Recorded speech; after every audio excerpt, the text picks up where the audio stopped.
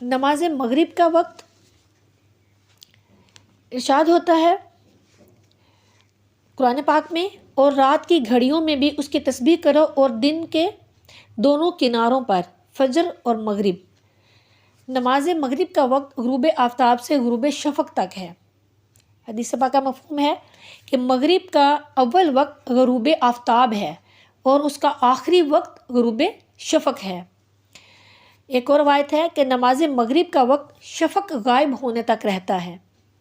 پاکستان کے موسم کے مطابق نماز مغرب کا وقت کم از کم 1 گھنٹہ 20 منٹ اور زیادہ سے زیادہ 1 گھنٹہ 38 منٹ رہتا ہے، اور ہر روز کے فجر اور مغرب کے دونوں اوقات تقریباً جو ہیں برابر ہوتے ہیں۔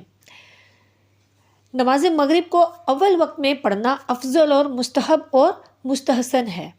تاخیر کرنا نماز مغرب میں وہ مکروہ ہے، کہ حدیث پاک ہے کہ پیارے آقا صلی اللہ علیہ وسلم نے فرمایا کہ مغرب کے پڑھنے میں جلدی کرو، ستاروں کے نکلنے سے پہلے پڑھو۔